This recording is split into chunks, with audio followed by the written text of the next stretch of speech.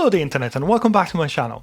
Today on the desk we have another PlayStation 3 FAT, and it's one with these little doors at the front, which means this is a backwards compatible PlayStation 3 which can run PlayStation 2 games, whether in hardware or software, I don't know, it depends on the model. Now, I've acquired these PlayStation 3 several weeks ago, probably a few months ago, I can't remember, and it was sold as untested, and the seller said, I don't have the cables to test it. Now, that usually means two things. One is a lemon, as everybody has a kettle lead and an HDMI cable at home, so you can test it, make sure it works, and sell it for more money. Or it could be a bargain, as in the seller just stumbled into this, they didn't know what to do with it and they just wanted to get rid of it. Now I can see this PlayStation has gone through some battles here because the top is broken, which might indicate that this has been dropped, which is not great. So we're gonna test this PlayStation, see if it works, and find out whether I got a lemon or I got a bargain. Let's find out. Right, let's connect this PlayStation and see if we can get a picture out of it.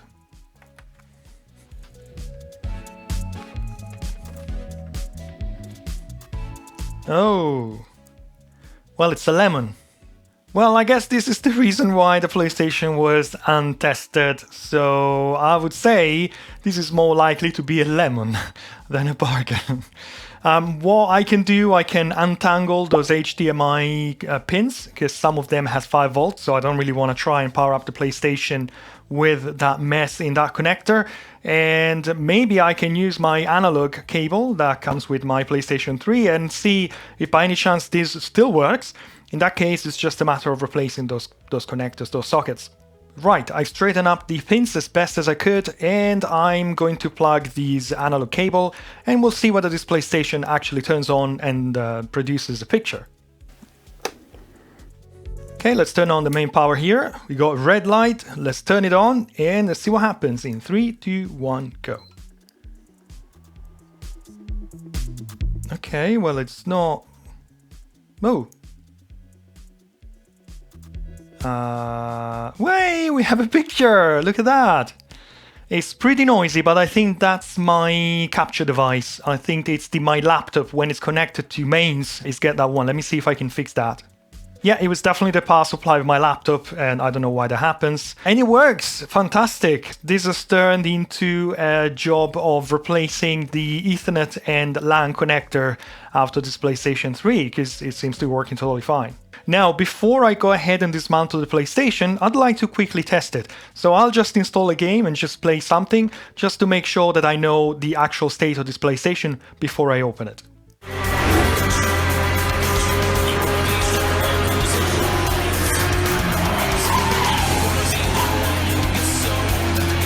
Well, this PlayStation seems to be working fine. The fan has sped up a little bit over the past few seconds, which is, you know, it's a fat PlayStation. Also, it's very old, so all the thermal paste is definitely going to be dry. And I appreciate that Need for Speed is not the most demanding game for the PlayStation 3. I just wanted to give it a quick go, just to make sure it's working. It's not like crashing straight away, so maybe there's no point in spending time replacing ports. But it seems to be working, so I would say let's open this up and let's replace those 2 ports. This is one of my Sony gamepads, and wouldn't it be cooler to get something less boring than this? Now, I had a look online and I found this amazing project called the ESP32 gamepad, and I call it the Bat Pad. It's absolutely amazing. I found it on the PCB library of PCBWay, who are also sponsoring this video. Now, the internet is plenty of this project, and when you need someone to print PCBs for you, then PCBWay is the way to go. All you need to do is to find the Gerber file of that project and upload it on the PCBWay website, and the process is more or less automatic. I've used PCBWay myself for my own projects. The quality of the PCB is always excellent. PCBWay offers more than just the PCB printing. Take a look at their website and have a look at the services they're offering. Let me thank PCBWay for helping this channel. The link is down below in the description, and now let's open this PlayStation. I have forgotten to mention that this is a factory seal PlayStation. I never buy PlayStations which don't have the factory seal, so that is giving me the assurance that nobody has tinkered inside this PlayStation.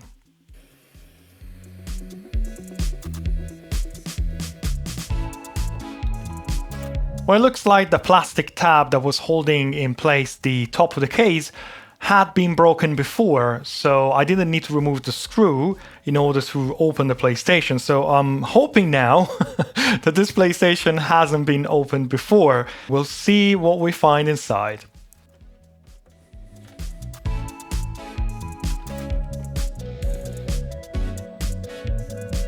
This PlayStation is in its usual and expected awful shape, but the good news is I don't see any signs of tampering, so everything seems to be factory here.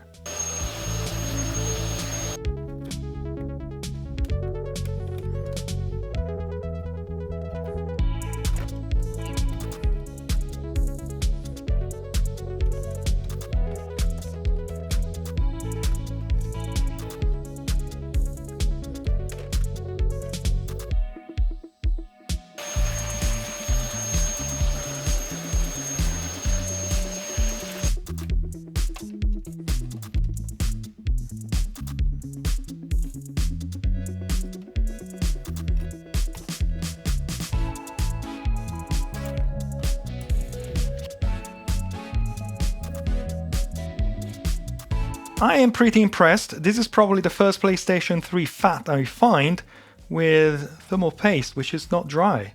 Look at that. I didn't see any tampering evidence. To me, that everything was factory, or whoever did it just did a very good job in putting it back together. But considering the amount of dust that was in this PlayStation, I don't know. I don't think that anybody has ever stick their finger in this PlayStation. So this is pretty good.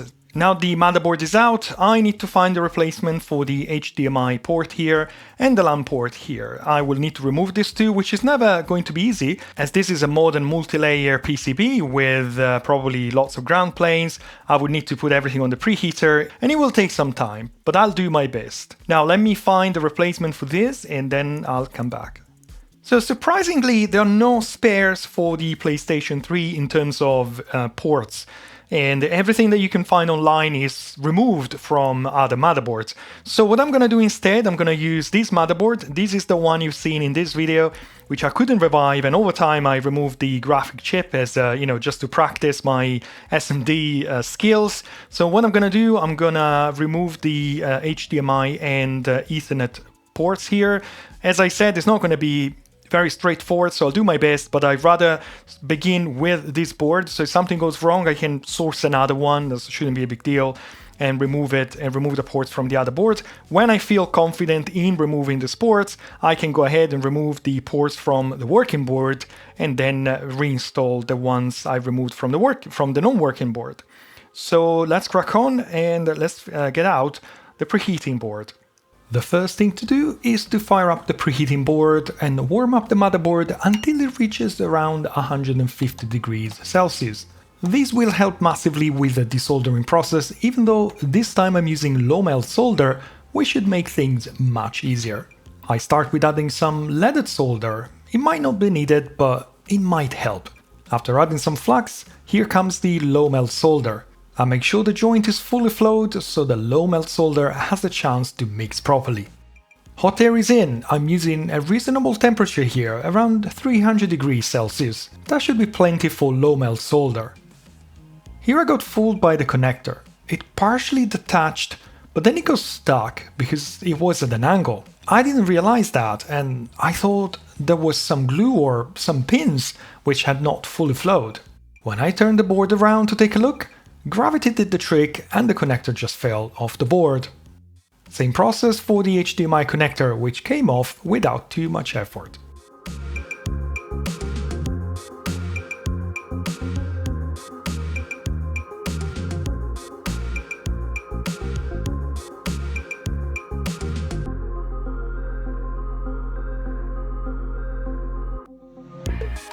And now the exciting part. Remove the broken connectors from the working board.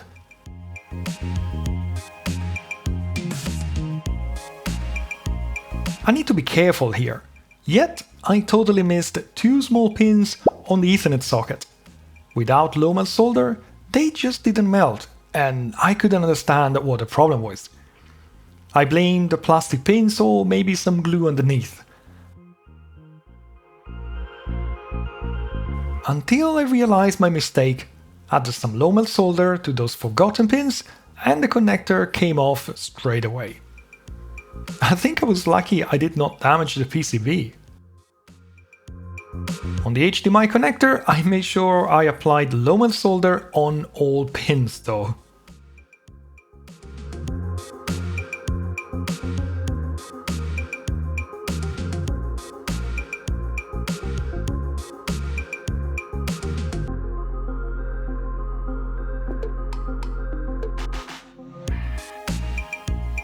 The PCB needs to be thoroughly cleaned now.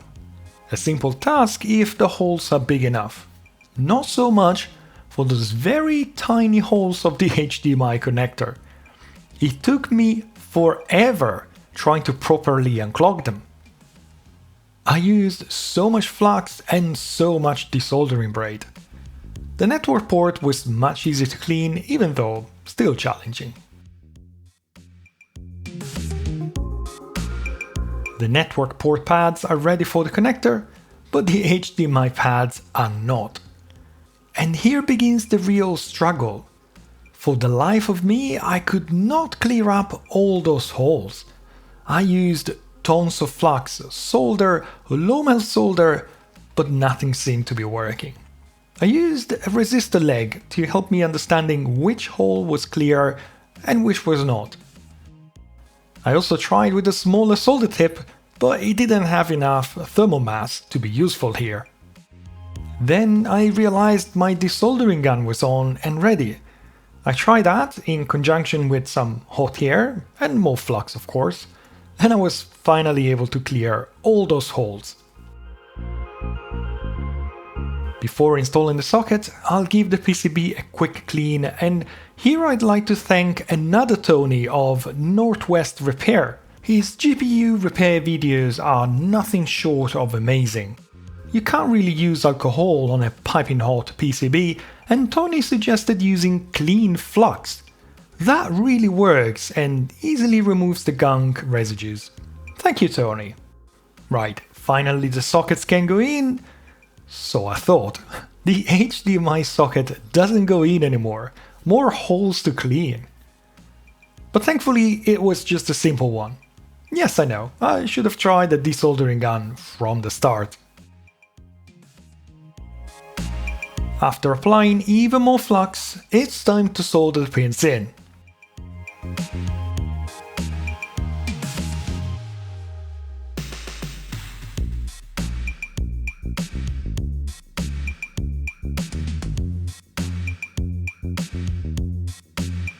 I thought a smaller tip would be more suitable for the task, but it was clearly struggling again, and the solder was not flowing.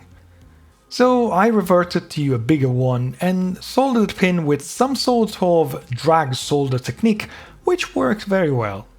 A quick inspection, a first cleaning pass with clean flux, then some dry contact cleaner to clean the sockets.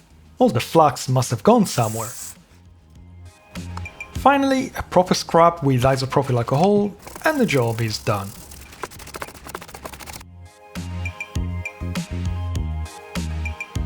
It's now time to reassemble the PlayStation for a test.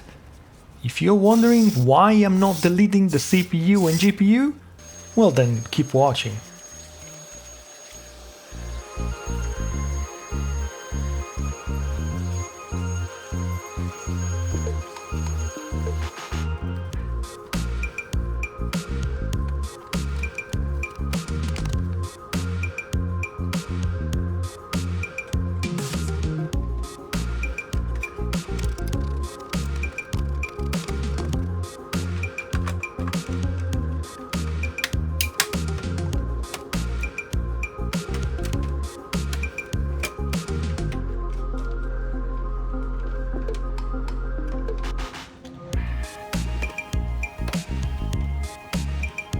Well, that wasn't easy as expected, and that being said, I'm still practicing when it comes to removing those big connectors, big things from multi-layer PCBs. I've got the PlayStation more or less fully reassembled. It's time to give it a go. Will it work? Let's find out. Okay, let's give mains to the power supply. I've got a red light. I've got my capture device connected to the PlayStation, so you should see on screen what's going to happen. Let's power up in 3, 2, 1, go. Okay, well, it's still booting. Will the HDMI work?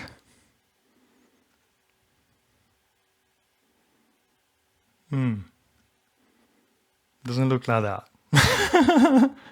Oh no.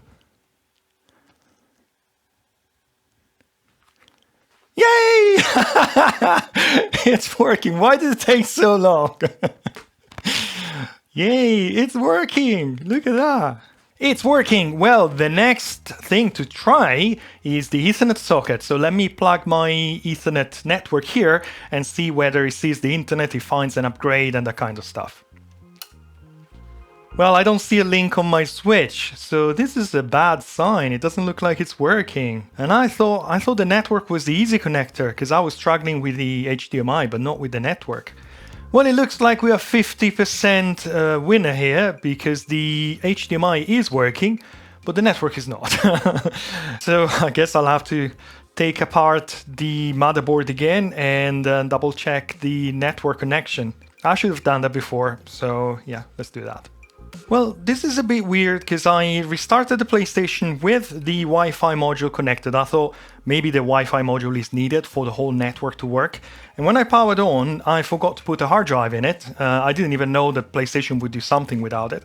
And it reached the splash screen and the Ethernet was flashing. So I thought, okay, that was it. And then I put the hard drive back in and now the Ethernet is not working anymore. It's not flashing anymore. It's not doing anything. So I don't know, it's a bit weird, to be honest. I'm not sure what's happening here.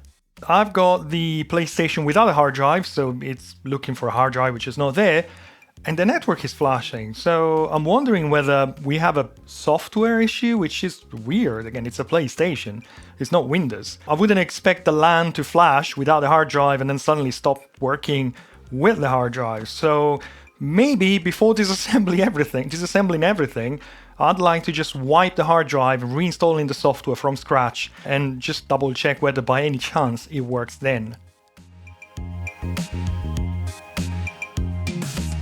And it looks like a full reset of the PlayStation has not fixed the network, even though I have a link now, it's blinking green, but I can see it doesn't see the network. So I guess I'll have to open this thing and see what's wrong with it. Well, thankfully, I didn't manage to go ahead and dismantle the whole thing. Do you remember when I said I want to replug this Wi-Fi module just in case the whole network stops working if the Wi-Fi module is not being connected?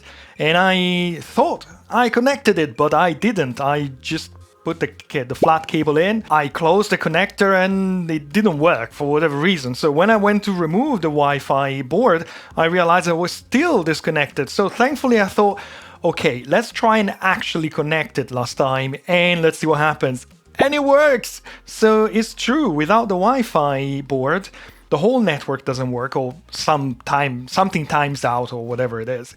It's working, it sees a software update, so we got the HDMI and the network working. Great! Just out of curiosity, this PlayStation is on firmware 4.84 and the latest software available is 4.9. So I would say let's run the software update, at least this is up to date, and I guess then we can close it and call it a day. Well, since the PlayStation is more or less done, I would say let's open up the Blu-ray player and just get rid of the dust and give it a good clean.